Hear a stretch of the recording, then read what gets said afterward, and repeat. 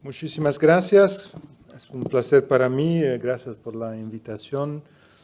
Un placer para mí en este momento porque es un momento muy particular por lo que está pasando en Europa. Y lo que está pasando en Europa y esta mía introducción hoy a este tema geopolítico va a ser focalizada sobre una fecha.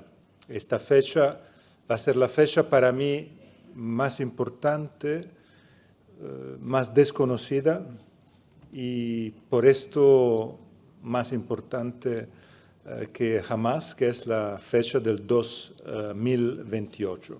Y entonces voy a desarrollar mi reflexión con esta fecha del 2028. Voy a intentar de hacerlo en inglés porque mi español es un español que está mejorando, pero no bastante para una audiencia demanding como esta. Why this 2028 is, for me, a deadline, a date that will change our lives and also your work. And I think this is maybe the best contribution I can bring to this audience, to your Congress, to what you are doing. Because in reality, this date, 2028, is a date that until now is not completely well known, and it's not a date for which there's a total awareness around Europe and in the world. At the same time, it's something that, in my view, will be decisive for your work, for the work of your companies, and first of all, because your companies are multinational, so are companies working at global level, and the choice to stay in Europe or to stay less in Europe is based on how attractive can be Europe.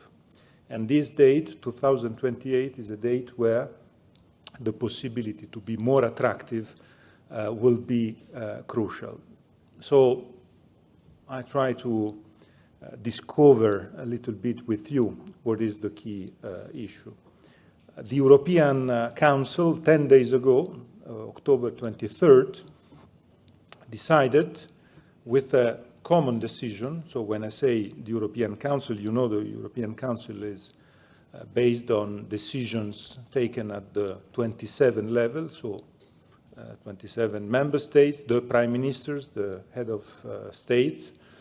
They took the decision, point 32 of the final conclusions, the final document of the European Council meeting, the last European Council meeting, to fix this date and to say by 2028 we will complete all the leftovers not yet integrated of the European single market. And these leftovers are based on 5 fundamental points, and these points are part of your daily life. These 5 points are 3 vertical and 2 horizontal. The 3 vertical are 3 fields, crucial fields for competitiveness, security, cohesion of our countries and our European Union: financial markets, connectivity, and energy. And 2 horizontal, and the 2 horizontal are, as I know Minister Carlos Cuerpo already discussed with you this morning, the creation of a legal space, a legal entity that can help companies doing business in Europe in an easier way. So this idea of the 28th regime, the 28th virtual state. And the other horizontal topic is the introduction in the single market, in the European single market, of a 5th freedom. The single market, when it was conceived in the 80s and the 90s, was well known as the market of the 4 freedoms, so freedom of movement of goods, services, capitals, and people. And these 4 freedoms are one of the reasons why a lot of multinationals are very happy to stay in Europe, because for many issues you stay in Europe because of the lack of borders. First of all, in the free of movement of people, free of movement of goods and services and capitals. I put services and capitals in a second row because it is one of the main issues of the European single market, the fact that we are very good in free movement of circulation of people and goods. We're not enough good for services and capitals. So among the four, 2 very good, 2 less good. And this is the main reason why at the European level they decided to try to strengthen this integration. Focusing the fact that the lack of integration in the 3 vertical, I repeat, energy, connectivity, and financial markets, and the absence of the 2 horizontal is one of the reasons of the lack of competitiveness of the European Union today, first of all in comparison with the American economy, with some of the most well-performing Asian economies. The need to understand that the lack of integration internally today, that means the fragmentation, is a cost that we can't afford, is a cost in terms of internal barriers, cost in terms of legal cost in terms of bureaucratic barriers, multiplication of levels, the fact that many of the rules that you have to apply in your daily work are directives, European directives, applied by each member state in a different way in all the different countries. So the main problem is to work in Europe is not to have the level playing field, but to have a very fragmented situation in which you have to spend a lot of money, first of all, to overcome this fragmentation, to have people to help you in moving from a legal system to another legal system. And this is one of the main problems. When we say we are too bureaucratic in Europe, in reality it's not something that is a general problem. It's a very specific one.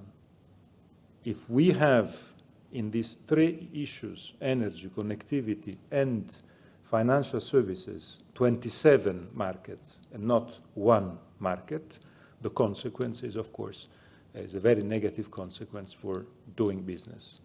So the decision of the member states, all the member states, when I say the European Council, just to be very clear, I mean the most pro-European countries, but all the member states, even Orban accepted this decision because he was part of this meeting. Why? Because at the end of the day, there is not a problem of ideological approach to the European integration. It's a very pragmatic problem. As Mario Draghi said in a great speech in Oviedo 2 weeks ago, there's a problem of pragmatism in doing a European integration federalism. And the pragmatism is due to the fact that we can't afford all these costs that are related to a fragmentation that is totally useless, is a way to weaken our competitiveness, and at the same time is totally different from what is happening in the rest of the world. You will laugh, but the most important speech by Xi Jinping this year, it was not the speech with Donald Trump 3 days ago. It was not the speech at the Tianjin great meeting of the cooperation of Shanghai. But in my view, it was the speech that he gave 1st of July in front of the Economic Committee of the party in China, where he announced a great plan to remove all the internal barriers in the Chinese market. So the idea to create a united market, Chinese market, knowing that for them too, the multiplication of barriers and constraints and borders is, even for them, a great problem. And I say that with maybe a joke, but it's not a joke. The single market is the most famous European brand. if the Chinese want to do a single market in China too, the big risk is that they will deliver better than and we can do. So it's, if they copy our single market and they do it better, I think it would be a great problem for all of us. But I wanted, and I would like to focus in a very concrete way, because I think what is interesting for you is not to listen general or rhetoric references, but what is happening, and the decision of the European Council is something that will change the landscape for the next 3 years and after 2028. Why? Because it is clear that the need to integrate these 3 fields to arrive to have one market for energy in Europe, one market for connectivity, digital, telecom in Europe, one market for financial services is absolutely fundamental to scale up and to be able at the European level to play the game where we need to play at the European scale, not at national scale.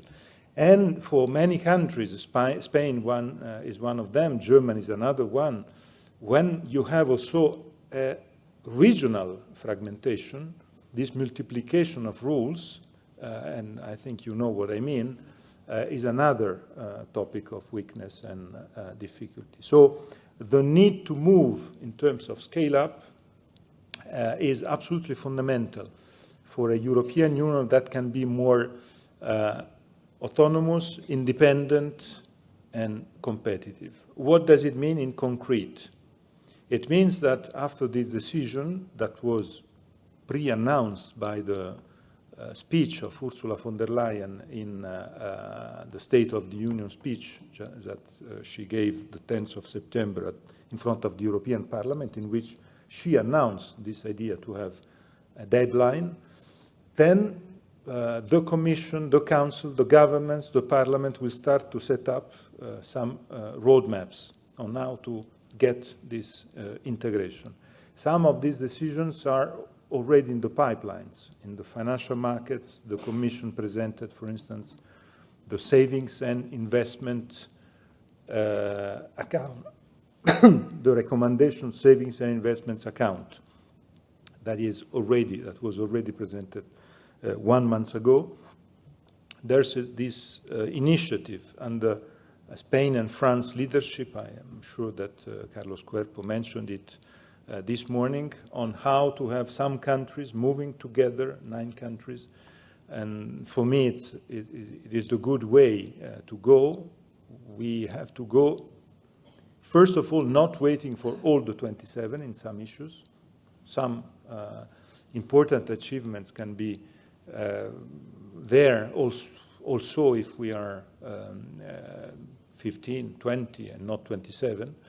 And for other topics, the need is to be, of course, very sharp, fast in the implementation of some of the ideas that are there. One of the fundamental ideas is, of course, related to the energy union.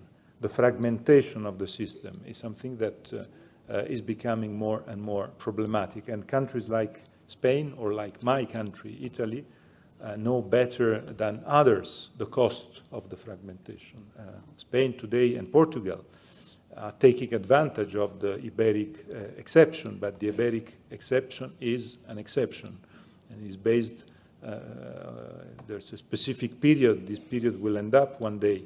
The key problem is the fact that in the European Union, if we are not able to eliminate the borders and to interconnect the markets with interconnections that are today not existing, it would be impossible to change what is happening today.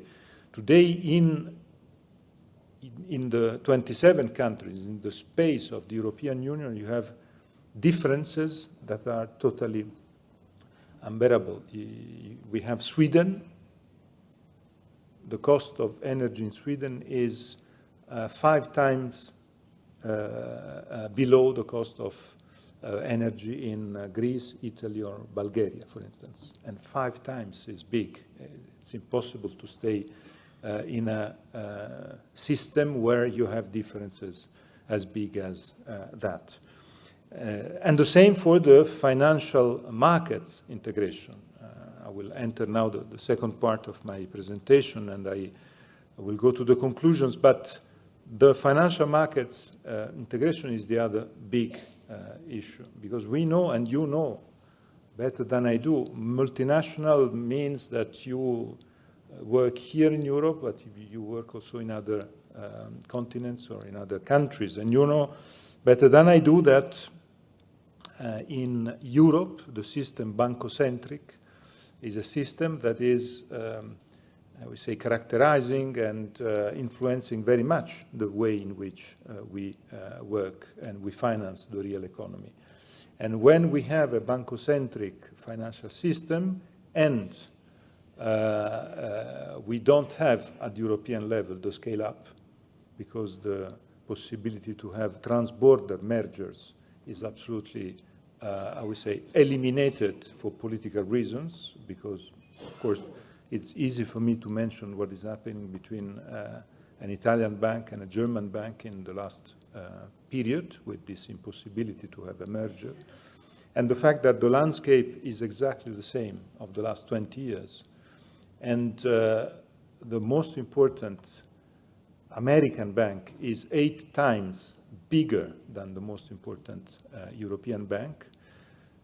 Why? Because in the financial market in the US, one initiative starts as American initiative, not as Californian or from Florida or Alabama, having immediate access to the entire American market, that is half of the market of the world. If an initiative starts in Europe, this initiative starts national, not European.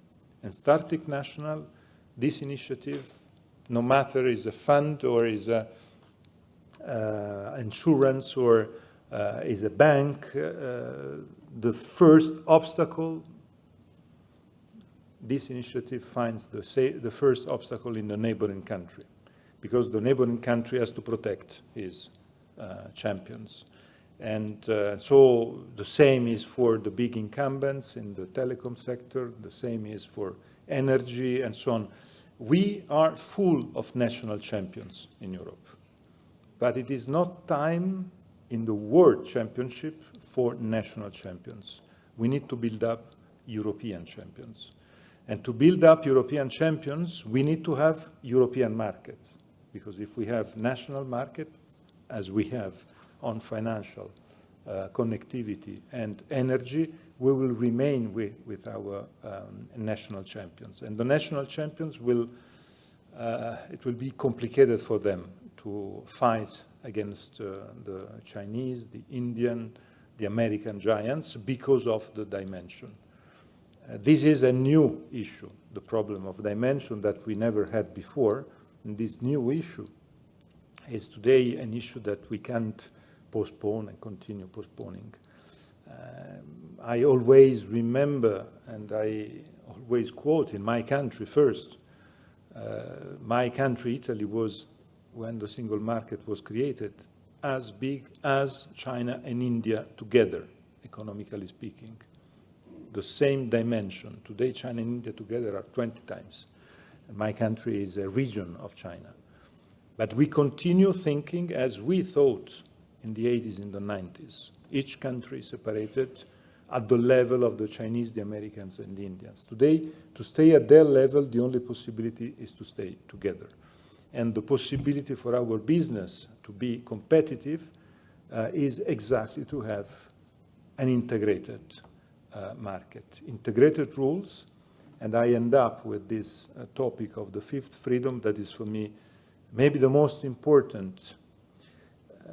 What is the fifth freedom? Is the fact that in the past, when we build up the single market, the single market had these 4 freedoms: goods, services, capitals, and people. And these 4 freedoms were a great success for all these decades. The single market is the greatest achievement. And I think for your companies, the single market is a fantastic asset. The single market was the precondition to have the euro, and the euro is a great success. unexpected success, but it is a success.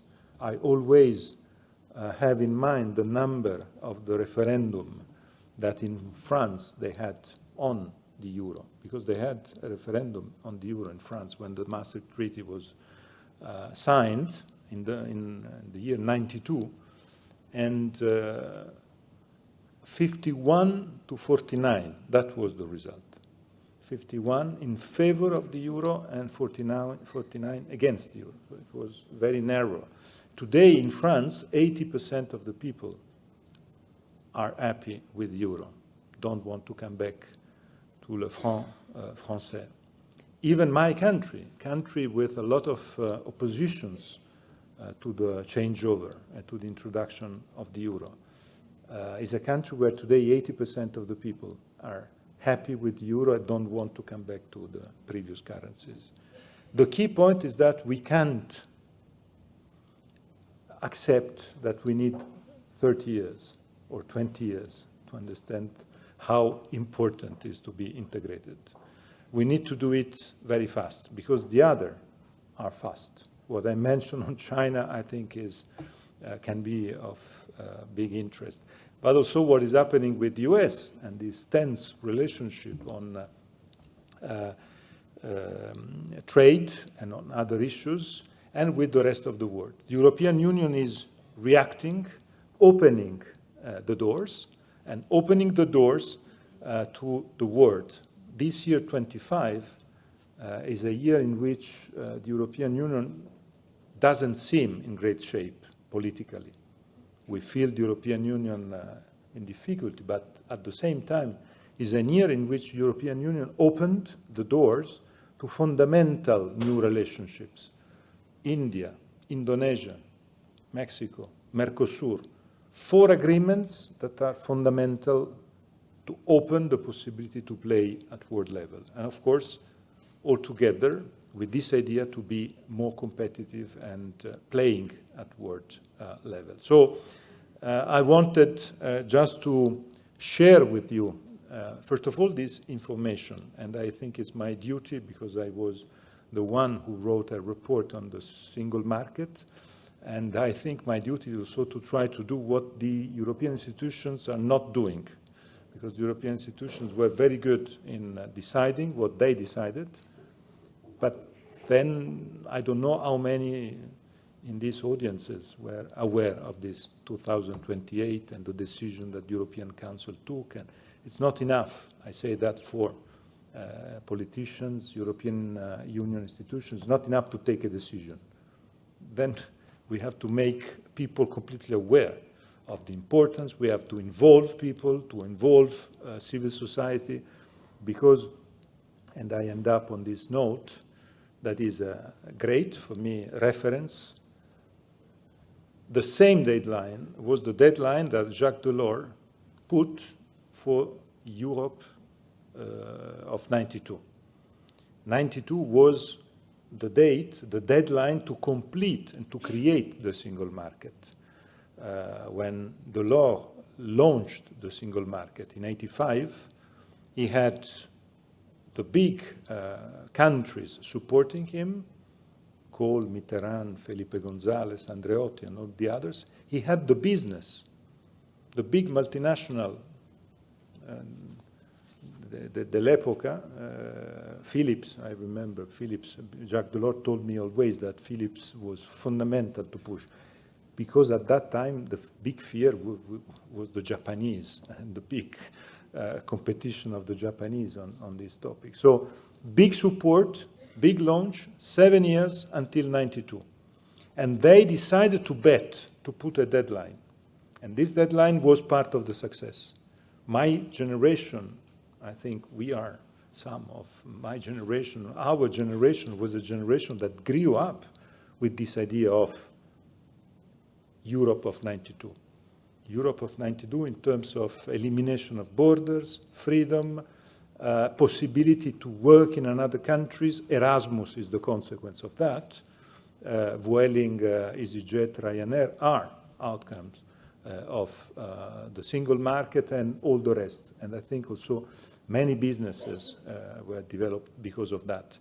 this sense of a great freedom, accomplishment, perspective. Now we have to do the same. So this is why I hope 2028 can be a new 92. And I think, if I may say, that you can be a great supporter of this, because it is the way to change also for the good your life, your daily life, in terms to have less barriers, less bureaucracy, more possibilities, more openness, more integration.